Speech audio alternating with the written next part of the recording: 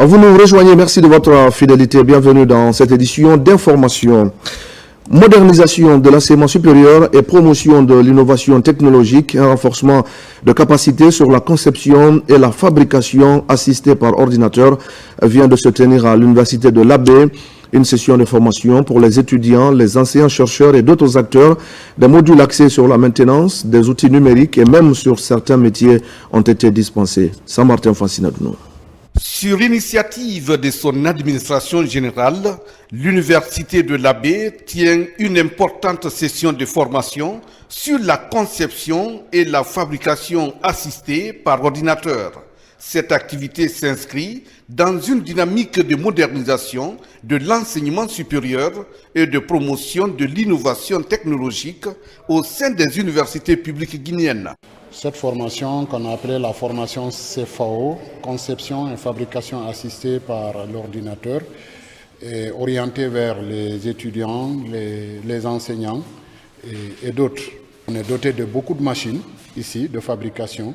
Donc c'est pourquoi nous avons décidé au niveau du service statistique projet planification de porter un projet auprès de nos partenaires afin de viabiliser ce centre-là. Pour atteindre les objectifs qui sont fixés, c'est-à-dire que ce soit des lieux de tremplin vers la formation pratique et donc la préparation des étudiants vers des emplois pérennes, donc des emplois actuels et à venir, et pour les enseignants aussi, s'approprier de ces lieux-là pour concrétiser les formations pour les étudiants, faire de la recherche, innovation, développement au service de la communauté universitaire et au-delà.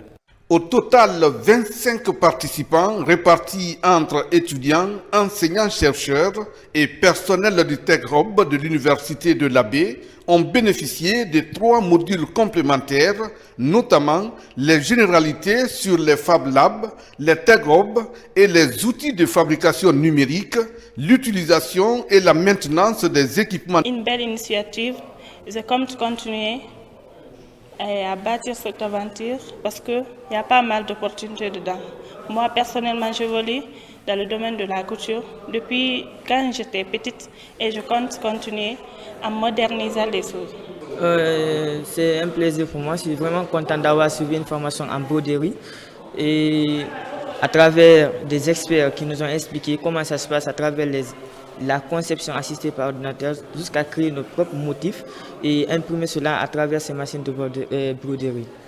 Ce projet de renforcement de capacité a été financé par l'Agence française de développement AFD à travers les fonds communs de l'éducation, budget d'affectation spéciale.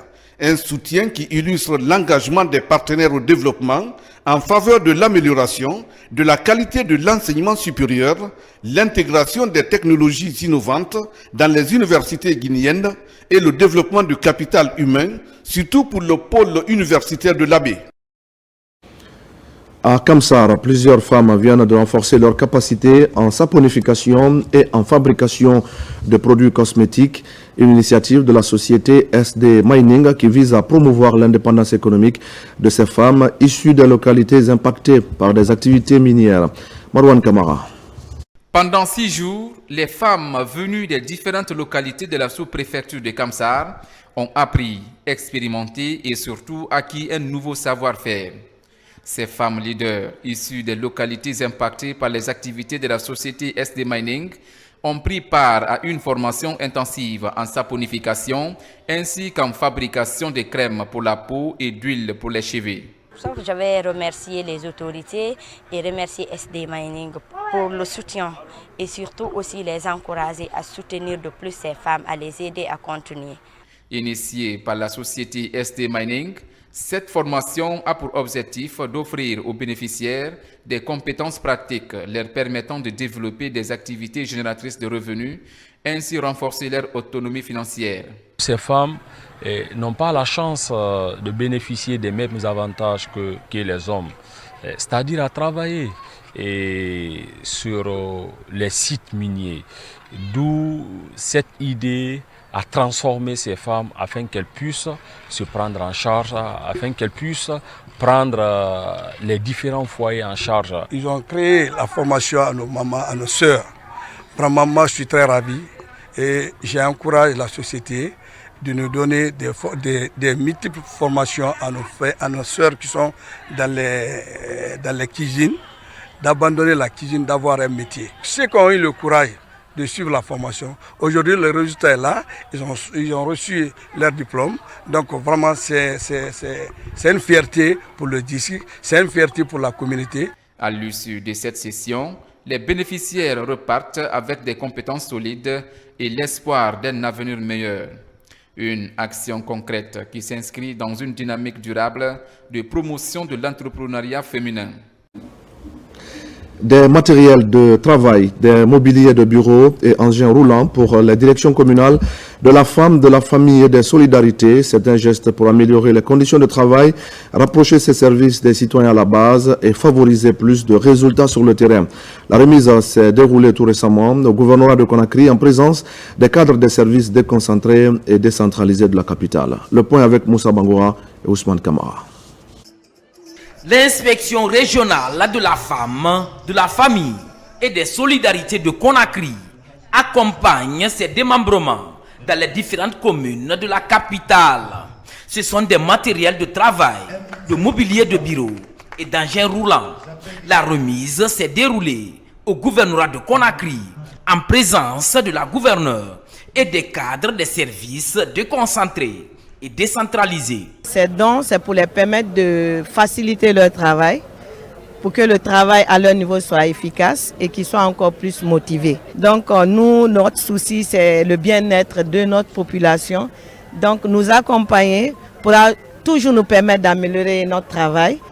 Chers récipiendaires, en mettant ces équipements et engins roulants à votre disposition, nous vous affirmons notre volonté de faciliter vos tâches quotidiennes, de réduire votre pénibilité de travail et d'accroître votre productivité à un moment de forte démographie avec la croissance des cas nécessitant des gestions et de prise en charge pour la véritable protection sociale. Une satisfaction pour les bénéficiaires.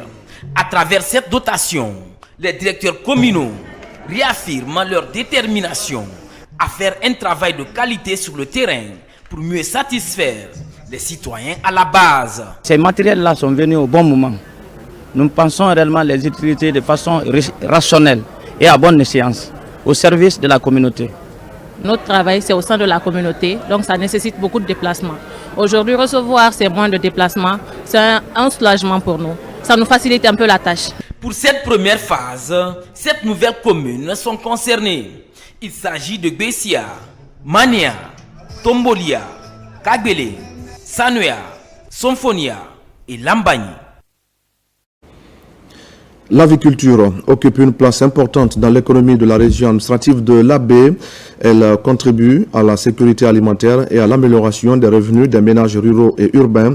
Et c'est justement dans ce cadre que la Fédération interprofessionnelle régionale avicole de l'Abbé a tenu son assemblée générale. L'objectif était d'évaluer les forces, les faiblesses et les opportunités, ainsi que de faire des recommandations pour l'atteinte des objectifs de l'autosuffisance alimentaire. Sarafoudine Diallo, Nabila et Moussa Kamara. L'aviculture occupe une place stratégique dans l'économie de la région administrative de l'Abbé. Cette activité contribue non seulement à la sécurité alimentaire, à la création d'emplois et aussi à l'amélioration des revenus des ménages ruraux et urbains. C'est à cette mission qui s'investit la Fédération interprofessionnelle régionale avicole de l'Abbé. La Fédération régionale des aviculteurs de l'Abbé est un maillon essentiel pour la Fédération nationale. On est en train de travailler en étroite collaboration avec les partenaires techniques et financiers, le gouvernement guinéen, d'autres pays partenaires pour vraiment venir en aide les différentes interprofessions que nous avons au niveau régional. Donc, je voudrais rappeler que nous avons 8 interprofessions au niveau régional. Donc, nous sommes en train de travailler en termes de renforcement des capacités, mais aussi nous lançons également, nous aussi, un plaidoyer au niveau du gouvernement pour qu'il continue à nous assister dans le cadre du soutien en intrant avicole. Cette assemblée générale de la Fédération interprofessionnelle régionale avicole de l'Abbé a été une instance mise à profit par les acteurs pour évaluer les activités réalisées en 2025. Il s'agit d'analyser les forces, les défis, les perspectives pour 2026. Chaque parcours il faut regarder derrière, savoir comment tu as marché et projeter le futur. Donc c'est pourquoi nous avons organisé cette Assemblée générale pour non seulement exposer l'ensemble des activités réalisées en 2025, tirer les leçons et projeter des activités innovatrices pour l'année 2026. Nous allons prendre toutes les dispositions pour les épauler pour mettre les familles à l'aise, les épauler pour corriger le déficit. Et les dispositions qui seront prises, c'est très certainement l'alimentation et la santé animale. Parce qu'on sait que la poule pompe par les œufs. Sans alimentation, le résultat escompté ne sera pas obtenu. Et nous savons également que sans la santé, aucune production n'est effective. La Fédération interprofessionnelle régionale avicole de la baie compte environ 150 membres actifs avec un effectif de volailles estimé à près de 300 000 poules pondeuses pour une production journalière de 240 000 œufs. Une rencontre d'échange d'idées s'est également tenue dans la commune de Manéa. L'initiative est portée par les autorités communales pour vulgariser les principes qui régissent la vie de la nation. À cette occasion, les acteurs impliqués dans le récent processus électoral ont été gratifiés par la remise de satisfecit en guise de reconnaissance pour leurs efforts en faveur du développement en Guinée. Abakar Diaby et Suleiman Kone. C'est la toute première assemblée générale de la coordination GMD de la commune de Sanoya. La rencontre se tient en présence des délégués et superviseurs du parti ainsi que les autorités communales.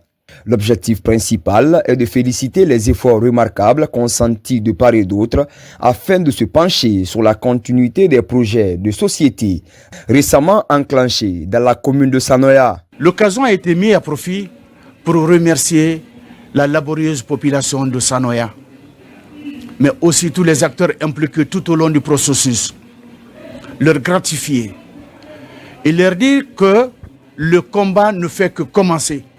Tenir la toute première assemblée générale de la coordination communale du GMD de Sanoya est une première sur toute l'étendue du territoire national, ici au sein du siège de la coordination. Première coordination ayant son siège dans tout le pays, première coordination également à pouvoir tenir sa première assemblée générale. Ici, il s'agit aussi d'inviter tous les citoyens et les conseils de quartier à respecter les principes et les lois qui régissent la vie de la nation. Une manière de renforcer la bonne gouvernance participative pour le développement socio-économique durable en Guinée. Ainsi, plusieurs acteurs sociaux impliqués dans le récent processus électoral sont gratifiés à travers ces remises de satisfecit. Il y a de cela une semaine, on a été contacté par le journal L'Essentiel de Guinée. Hier, on est allé sur les directoires de campagne, on a été élu meilleur directeur communal de campagne du GMD. C'est grâce à nos efforts collectifs.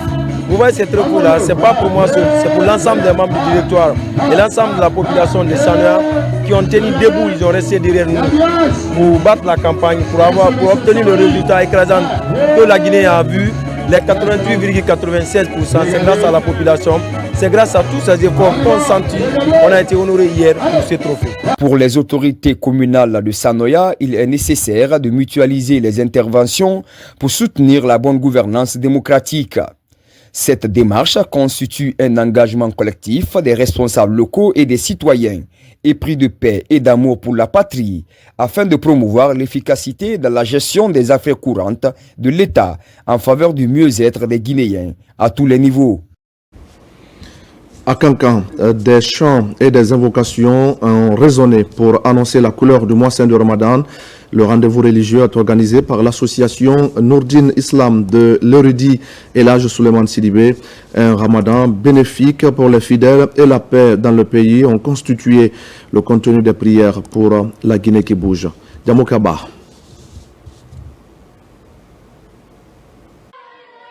Chaque année, à l'approche du mois saint de Ramadan, la résidence de l'érudit Elhadj Souleymane Sidibé accueille du beau monde. À proximité, une maison de Dieu pour implorer le pardon divin ce vendredi saint. Président de Nourdine Islam, Elhadj Souleymane Sidibé valorise ce rituel basé sur des invocations.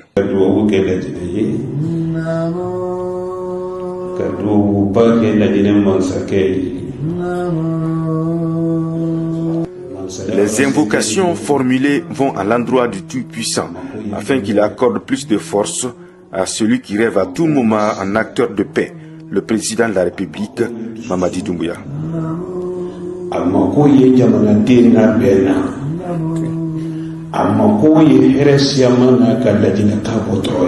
Très mobilisés ce vendredi, les fidèles récitent à l'unisson des versets coraniques et des cantiques religieux. Le rendez-vous a un double enjeu, la paix dans nos pays et un ramadan bénéfique pour les musulmans.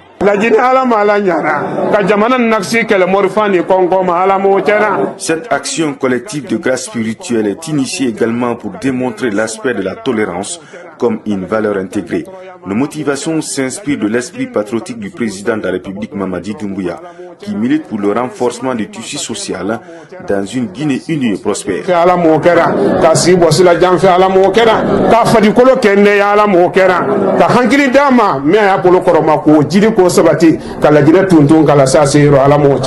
La mobilisation annonce les couleurs de la dernière étape des journées de bénédiction prévues ce lundi 2 février 2026 dans le district de Gansoumana, situé à une trentaine de kilomètres de Kankan. Là-bas également des prières pour la prospérité du pays et l'union sacrée de tous les Guinéens seront reformulées. Le pardon et le vivre ensemble, des engagements sans cesse soigneusement entretenus par l'érudit Ella Suleiman Sidibé pour renforcer la paix à travers tout le pays. Et voilà, mesdames et messieurs, c'est la fin de ce journal. Merci à tous de l'avoir suivi. Je vous retrouve tout à l'heure à 20h30 pour un nouveau point sur l'actualité de la Guinée, notre paradis, terre de richesse et d'innovation. À tout à l'heure.